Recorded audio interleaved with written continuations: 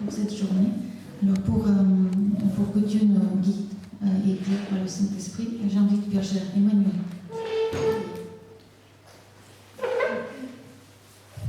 Prions ensemble. Il était transpercé à cause de nos crimes, il était écrasé à cause de nos fautes. Le châtiment qui est tombé sur lui nous donne la paix, et c'est par ses meurtrissures que nous sommes guéris. Seigneur Jésus, merci beaucoup de ce que tu as porté sur ton corps, tous mes péchés honteux, passés, présents, du futur. Tu as porté tous mes échecs, toutes mes incapacités sur ton corps pour me délivrer et me donner une nouvelle vie qui t'aime et qui sert les autres. Une Amen. Vie sacrificielle qui se donne comme au grain de blé pour donner la vie aux autres. Amen. Seigneur, gloire à toi. Merci car tu as porté sur ton corps toutes nos maladies, tous nos péchés, toutes nos souffrances et tous nos échecs, sans exception, pour nous rendre libres et nous donner une nouvelle vie pour toi, qui te sert avec tous les dons que tu nous as donnés et qui te glorifie et qui soit un bon parfum pour les autres. Seigneur, merci pour tout, de ce que tu étais avec nous depuis le début de cette conférence, qu'aujourd'hui tu donnes la parole puissante de la foi de résurrection. Amen. Qui remporte la victoire dans nos cœurs, dans nos vies, et que tu sois glorifié par notre victoire. Seigneur, à cette heure, nous voulons écouter ta parole, que tu vides nos cœurs et que tu donnes un mot par le message de Pasteur Sarah à chacun, Seigneur, et que tu sois au milieu de nous. Merci pour tout. J'ai prié au nom de Jésus-Christ. Amen. Amen.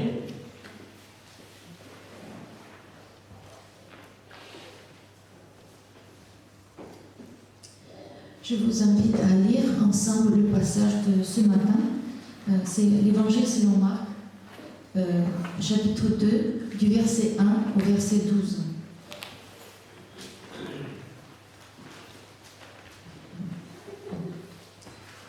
On va lire alternativement.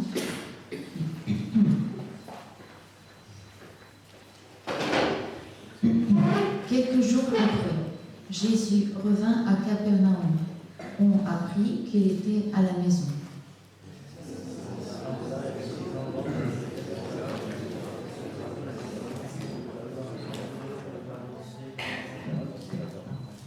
On vint lui amener un paralytique porté par 4 hommes.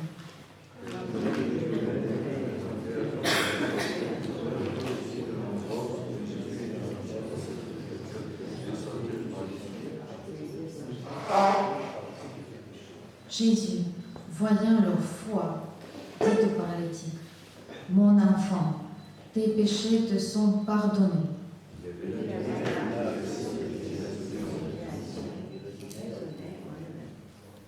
Comment celui-là parle-t-il ainsi? Il blasphème. Qui peut pardonner les péchés si ce n'est Dieu seul?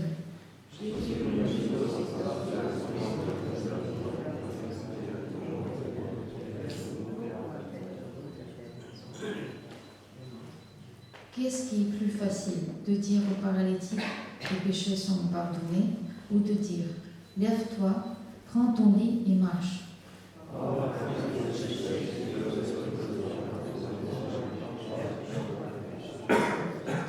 Je te l'ordonne, dit le paralytique, lève-toi, prends ton lit et va dans ta maison.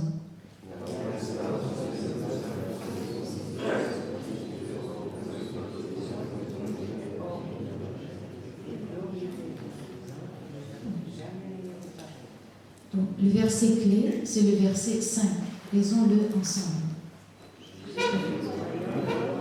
Dit au paralytique, mon enfant, tes péchés te sont pardonnés. Jésus pardonna le péché dans le paralytique. Parmi plusieurs aspects, nous avons appris que Jésus accepta la foi déterminée et suppliante du lépreux et le guérit de sa maladie incurable. Là, où il y a la compassion de Jésus, ça marche. Ça marche. Amen. Amen. Bien que sa maladie fût incurable, le lépreux fut guéri par la compassion de Jésus. La compassion de Jésus a cette puissance d'effacer le point noir du fatalisme. Aujourd'hui, Jésus guérit un autre type de malade, qui est un paralytique. La guérison de paralytique par Jésus nous enseigne quel est le problème fondamental de l'homme, qui est le péché.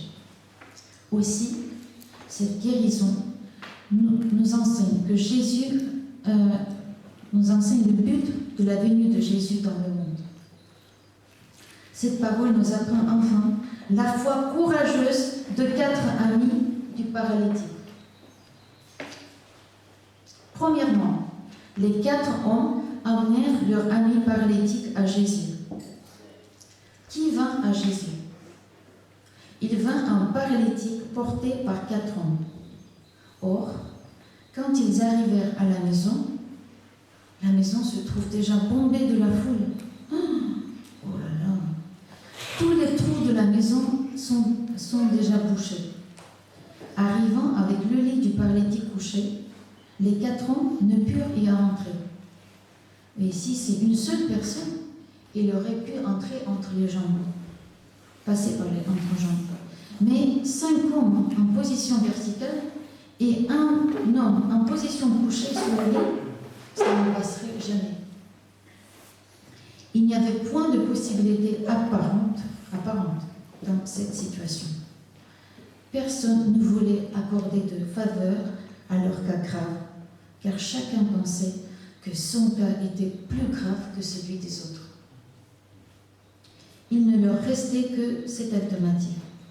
Soit on s'assoit en se contentant d'une menue voix de Jésus, venant de loin, soit retourner chacun chez soi pour s'allonger et dormir en espérant qu'il viendrait un jour plus favorable. Mais ce jour-là, ils auraient pris une décision. Même ce jour-là, futur, ils auraient pris une décision. Nous ne manquerons pas de nous lever à 4 heures du matin en renonçant à notre sommeil. Mais malheureusement, la foi future n'est pas la foi. Regardons le verset 4. Comme ils ne pouvaient le lui présenter à cause de la foule, ils découvrirent le toit au-dessus de l'endroit où se tenait Jésus et ils descendirent par cette ouverture le lit sur lequel le paralytique était couché. Ici, nous pouvons apprendre quelques vertus qui se trouvent en ces 4 hommes. Nous apprenons surtout la vertu du courage. Le courage, ces hommes étaient pleins de courage. L'homme peut être appelé l'homme quand il a le courage. Amen. Le courage est une vertu digne de louange. Le courage est un acte noble d'accomplir en dépit de l'impossibilité. L'homme tend à admirer le courage et mépriser la lâcheté, n'est-ce pas? Car celle-ci est laide et le courage est beau. Le courage a ce caractère de en dépit d'eux. Ces 4 amis du paralytique avaient ce courage de braver toute difficulté et obstacle pour amener leur ami à Jésus. Ils étaient semblables aux soldats qui pénètrent la frontière du camp ennemi pour sauver leurs camarades. Ils étaient semblables aux parachutistes qui risquent leur vie pour atterrir dans la terre ennemie pour une mission impossible, comme les marsouins de la troupe de marine française. Entraînés à franchir les barbelés en les coupant, ils enlevèrent soigneusement les tuiles sur le toit de la maison. Encore une fois, comme les marsouins français entraînés à se déplacer sur l'objectif, ces 4 hommes balancèrent le lit avec la précision pour la déposer au point exact devant la face de Jésus. Encore une fois, quand les parachutistes de l'armée française entraînés à faire un saut opérationnel, ils réussirent à atterrir le lit sans bruit ni choc devant Jésus. Les soldats s'entraînent au temps de paix pour qu'ils soient des hommes motivés, convaincus, efficaces, vaillants, vainquant leur peur intérieure. Ainsi, au moment où la vraie guerre arrive, ils pourront surmonter toutes sortes d'obstacles, n'est-ce pas? On ne naît jamais courageux. Le courage se façonne et se forme par une série d'entraînements. Mais certainement, ces 4 hommes étaient des hommes entraînés à franchir de multiples obstacles dans leur vie passée. Mais sans le courage, l'homme recule devant même un obstacle.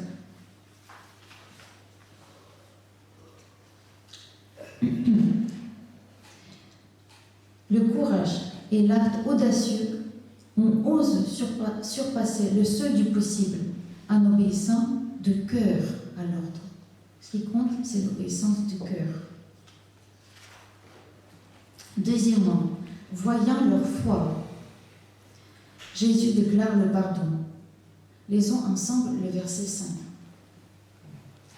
Jésus, voyant leur foi, dit au paralytique, « Mon enfant, tes péchés te sont pardonnés. » Ici, le fait que Jésus déclare son pardon en voyant leur foi attire notre attention.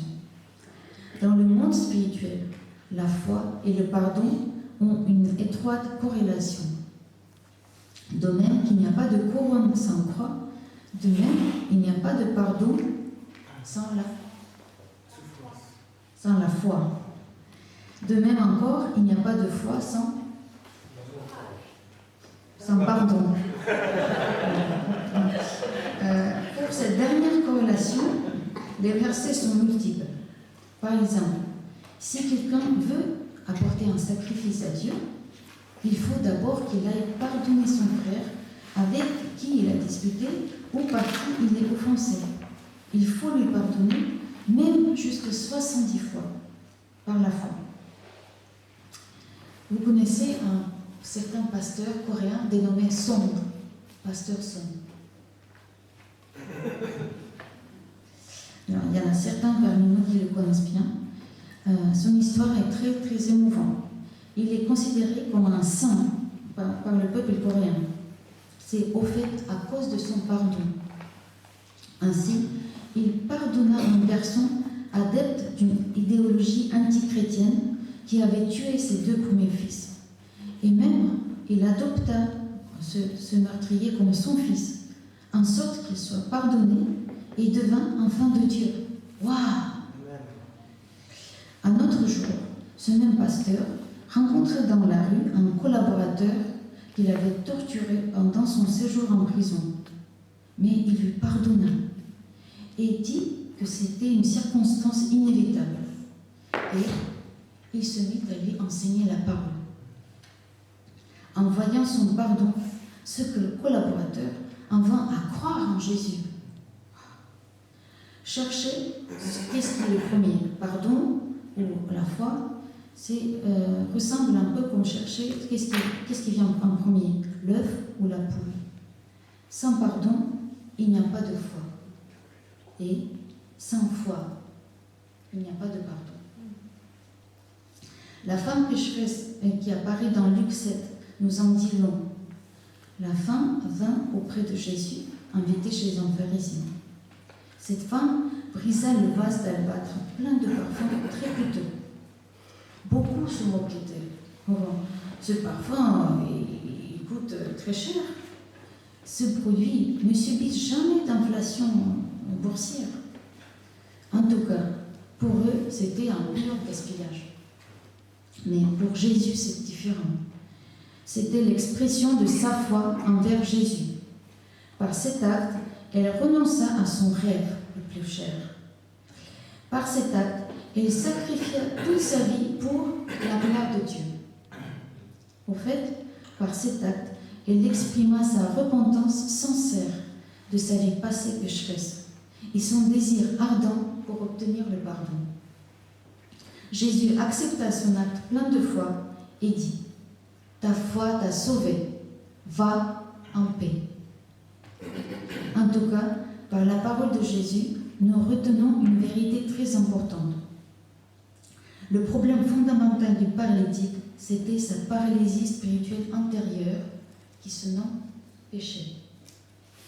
Aux yeux des hommes, ou même de ses 4 amis, le problème le plus urgent, c'était la guérison de la paralysie physique.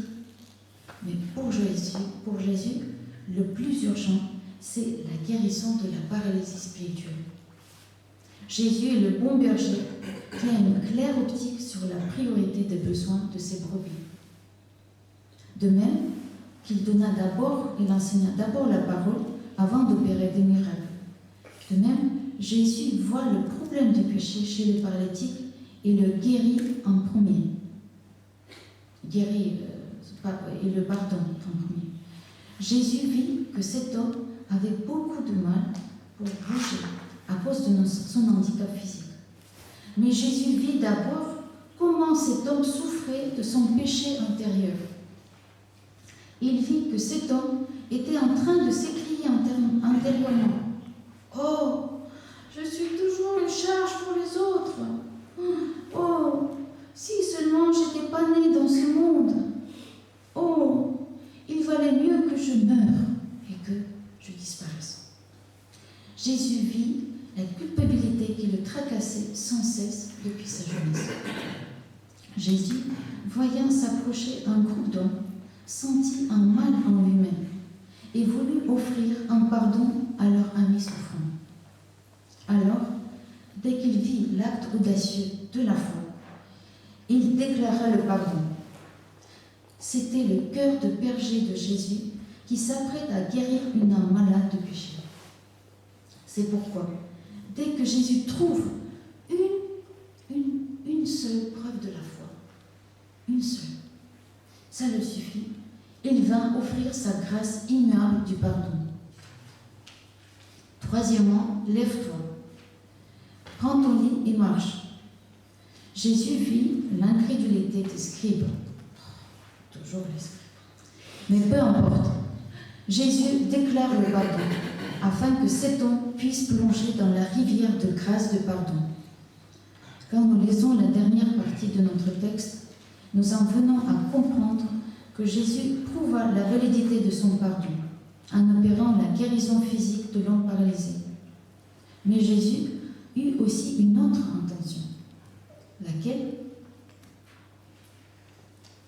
C'est que le paralytique soit guéri de sa maladie pour commencer une vie pleine de force. Ainsi, la guérison intérieure est une chose, mais le changement de comportement en est une autre. Beaucoup de gens restent inertes malgré leur grande grâce intérieure qu'ils avaient reçue. Ils utilisent une vie rachetée pour eux-mêmes, un peu égoïstement. Ils se contentent d'être un chrétien de dimanche. Mais voyons ce que Jésus fait pour cet homme. Il veut que la vie de cet homme soit radicalement changée. Si on reformule la parole de Jésus, ça aurait pu être comme ça. « Hé, jeune homme ou jeune fille, lève-toi.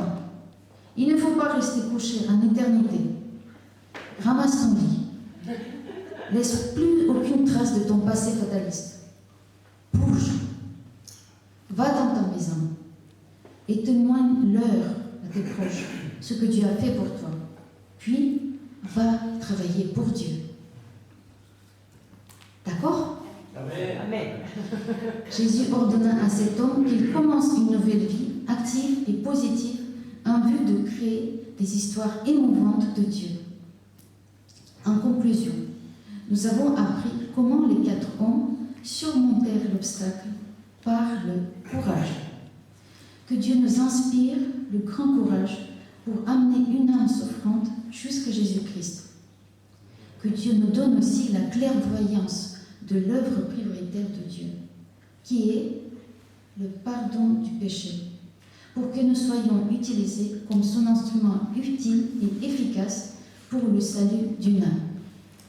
Amen. Lisons le verset 5. Allons-y. Jésus, voyant leur foi, dit au paralytique, « Mon enfant, tes péchés te sont pardonnés. » Seigneur, merci. Tu nous enseignes de bon matin le courage. Seigneur, tu as beaucoup de dons réservés pour quiconque te le demande par la foi.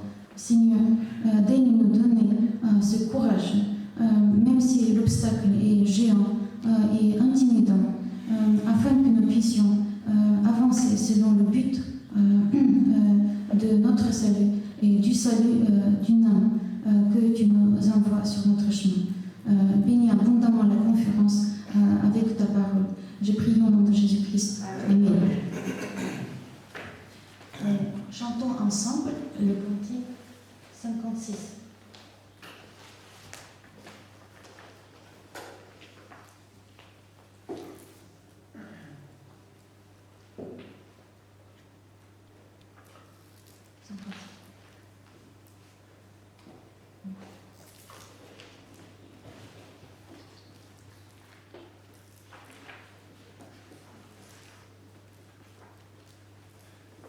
On va chanter à cappella.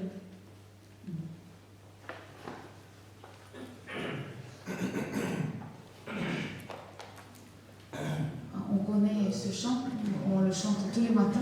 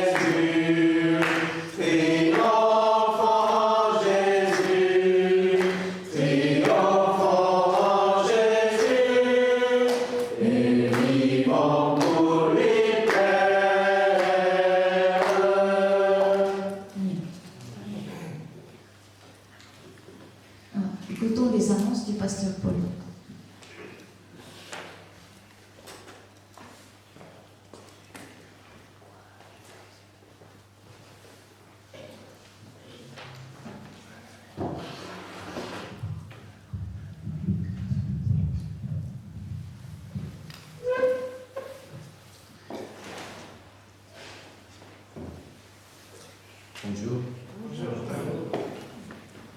Aujourd'hui, nous avons appris l'épisode dans lequel ils ont le paralytique apporté par 4 hommes. En fait, nous avons appris cet épisode hier, tous ensemble, dans un chapitre. Et maintenant, il semble que l'auteur, Marc, ralentit un peu. Il ralentit son cours pour que les auditeurs puissent remarquer un fait extrêmement important. Donc on peut dire que le chapitre 2 sert d'une sorte de point clé de l'évangile de Marc. Donc je vous recommande de mettre au point et ce verset important, le verset 5. Je vous dis ensemble, tout le monde ensemble. Jésus, voyant le froid, dit au paralytique, mon enfant, tes péchés te sont pardonnés. C'est vraiment une déclaration simple de la part de notre Seigneur Jésus-Christ envers l'humanité pécheresse.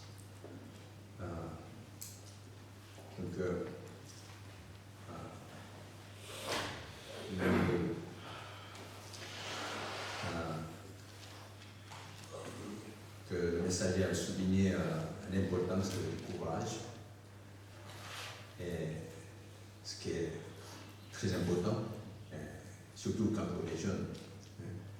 Le jeune homme doit avoir ses caractères, audace, et puis le courage, pour défier le monde, pour défier sa vie, et pour créer une nouvelle histoire. Amen. Selon la volonté divine de notre Créateur. Mais je vous donne un peu le point d'une autre optique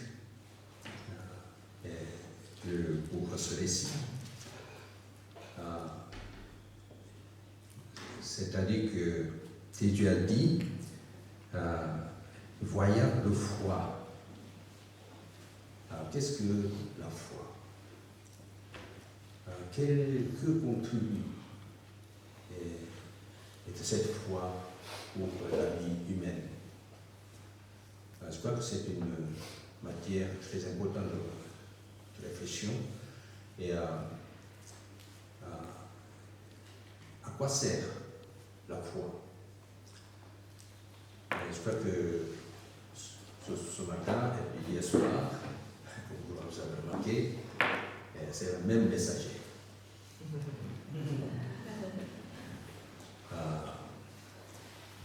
Nous avons appris hier l'importance de la repentance. Et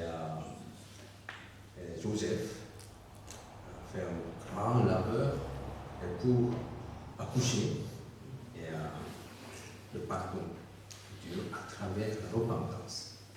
Donc, on peut dire que le pardon, et pour obtenir le pardon, la repentance est quelque chose de primordial. Et c'est que si on a une petite moindre notion chrétienne, croyante, c'est un sens commun. Tout le monde pense ainsi. Donc il faut se repentir. Et pour obtenir le pardon. Vous êtes d'accord? Amen. Mais c'est notre monde bien encadré, dans lequel nous mettons cette notion de pardon. Mais Jésus-Christ le voit un peu autre, un peu différent. Si vous avez la foi, vous pouvez acquérir le pardon.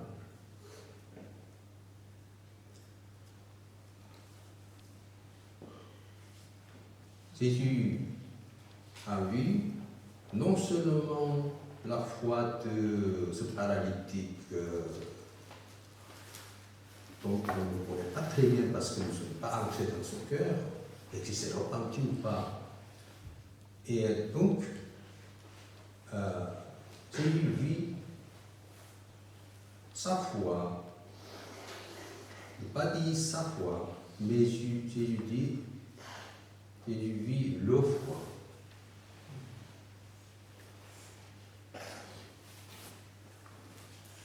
Donc, il est certain que cette foi de 4 amis de ce paralytique qui n'a rien à voir avec le péché du paralytique contribuait à pardon du péché de cet homme. Donc c'est une vérité éclatante. C'est que si nous avons la foi, je peux contribuer à ce que les autres obtiennent le pardon. Vous êtes d'accord ou pas? Amen.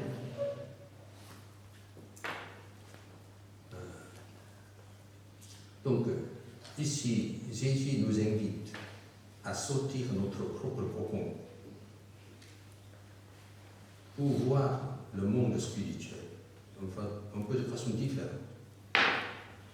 Il faut toujours passer par la repentance, sinon, tu es foutu. Il ne peut pas avoir le pardon, etc. C'est notre notion figée. Mais il y a une autre optique qui existe.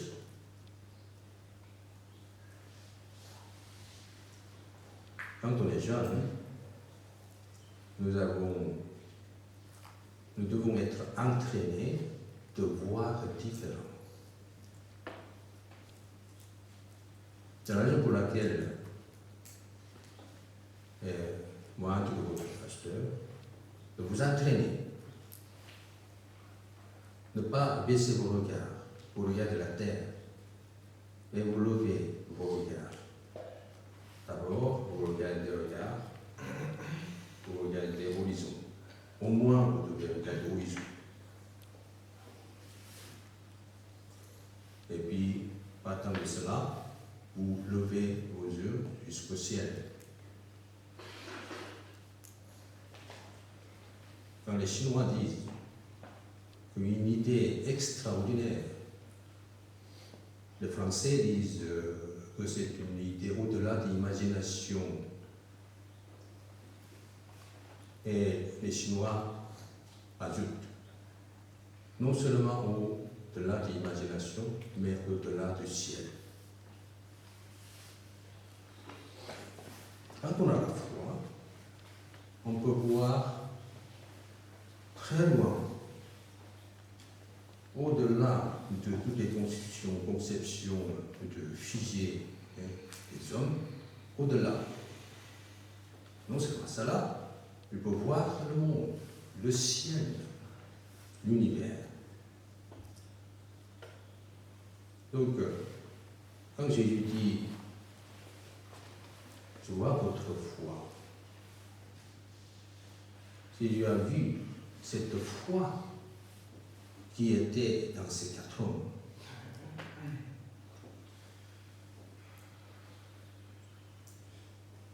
Les gens sont enclins de se laisser enfermer toujours dans son propre monde, dans son propre pensée, dans ses propres idées, dans son propre système, pas au-delà. La capacité, ok, je fais jusqu'à cette limite. Au-delà, je ne sais pas. Mais Jésus demande les hommes voir autrement, au-delà de notre imagination, au-delà de notre possibilité, au-delà de nos capacités, etc. Donc justement, ces 4 hommes étaient dans la sorte, bloqués par la foule. Et il n'a pas regardé la terre, cela.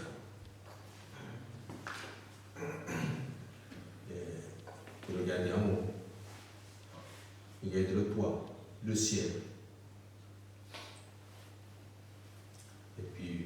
il a eu le GPS. Quel endroit c'est juste à côté. Il a repéré le point exact et il a percé avec le descendre.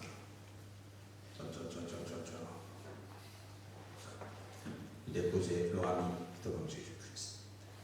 Il a fait que Jésus touche et que leur ami soit sauvé. Formidable, n'est-ce pas? Donc, je crois qu'il est un peu tôt.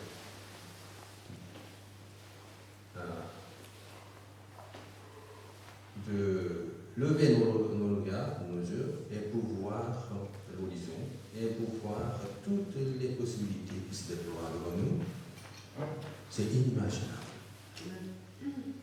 C'est parce que nous avons la foi, c'est impossible.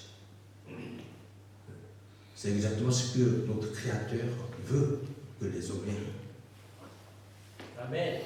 Et alors, Dieu envoie le plus précieux chose pour l'homme qui est le pardon du péché.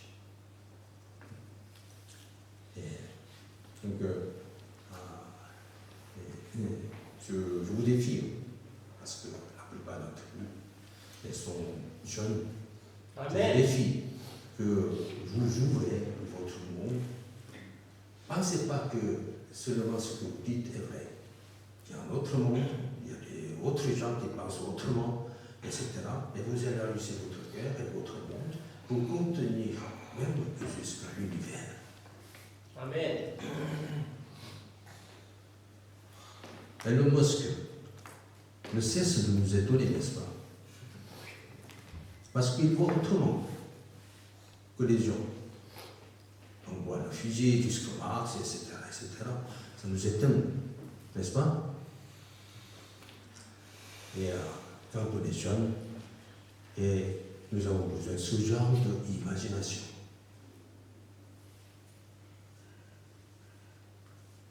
Et Dieu suit. C'est bizarre, cette expression. L'homme de foi devance, mais Dieu suit.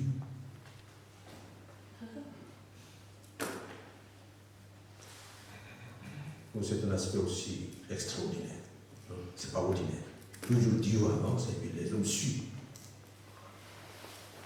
Mais l'homme de foi doit avoir cette audace que je devance et Dieu me suit. Donc, je pense que vous peinez beaucoup pour créer dans le cœur d'un homme qui ne change jamais et de l'abouler sans cesse pour être accouché et d'une semence de repentance. Enseigne continuellement, repars-toi. Mais en fait, ce n'est pas bien. Parce que si nous montrons notre foi extraordinaire devant Dieu, et puis Dieu nous suit, Amen. et puis Dieu donne ce que nous désirons, et par son esprit, et Dieu nous envoie de cette bénédiction. Donc, je voudrais répéter déjà le message m'a expliqué. Je pense que ce n'est pas la peine de le dire encore ce sermon avec l'annonce, mais je voudrais vous mettre au défi et que, quand vous êtes jeune, et d'élargir votre monde grandement jusqu'à voir l'univers. Amen. Hier, j'étais très étonné dans ce témoignage. Une fille qui était complètement bloquée dans une matière. Et tout d'un coup, par l'obéissance, à la foi, quand il le faisait, ses yeux s'ouvrient pour voir un autre monde. Mais ce qui était bloqué était percé, maintenant s'ouvre. Et puis voir grandement le contenu de cette matière. Amen. Et jusqu'à ce qu'il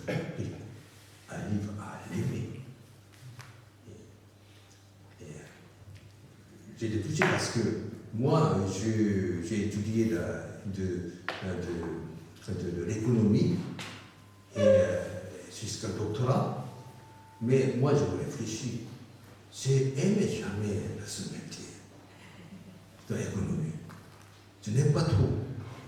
Mais quand même, les gens poussent de derrière, et puis après, les gens étaient un peu en comparaison avec les autres, etc., parce que c'est pour mon avenir, etc. C'est avec ce motif-là, je continue, suivre jusque-là.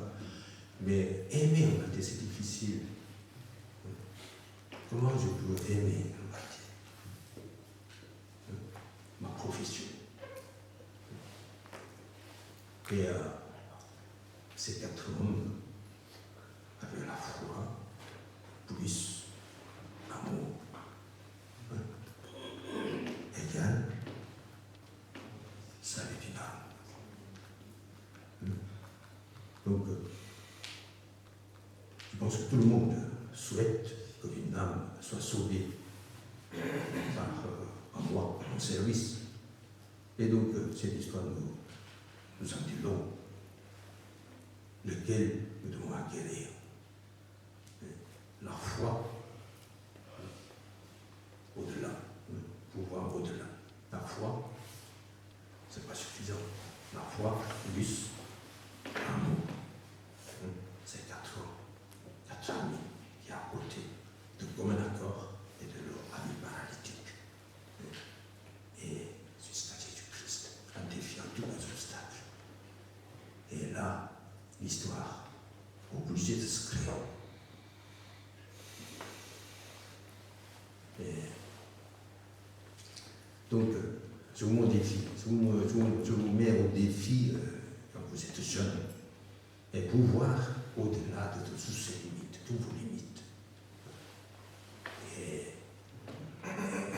en sautant de votre propre courage, parce que c'est tellement important, je pense que je ne cesse de répéter, mais c'est très très important. Donc, vous allez au monde, vous faites les études, vous faites l'œuvre de Dieu, n'importe quoi, et puis vous retenez ce fait très important. Et que je dois. Mes pensées n'est pas tout. Mes pensées ne sont pas tout en quelque sorte. Donc il y a le monde au-delà. Et donc, il vous défie. Et puis, je crois que Dieu va pleinement bénir surtout. Donc ce matin, nous retenons ce fait, et que Jésus voit notre foi, et puis apporte le pardon de péché, parce qu'il peut seul pardonner le péché, et que comment nous pouvons plaire à Dieu, c'est par notre foi et par l'amour de l'âme, et que nous pouvons plaire à Dieu, et Dieu bénit nos actes et nos œuvres. Donc, maintenant, je vous demande de prier et de hier, 2 minutes ou 3 minutes, 2 à 2, avec cette parole. Et quand vous priez et vous exprimez cette foi, si vous te souhaitez exprimer votre foi au Seigneur. Le Seigneur, et puis mon incrédulité, et puis élargissement de mon horizon, et pour voir au-delà, et puis dans ma vie, et c'est vrai que j'ai pas mal d'obstacles dans ma vie, mais aide-moi à défier et aller au-delà et créer l'histoire que tu veux que je crée, etc. Et donc, prier de cette façon et prier que Dieu bénisse jusqu'au bout de notre conférence sur les derniers jours, et surtout prier pour le message de Thierry et le message de la résurrection très importante. Pour prier et pour la méditation.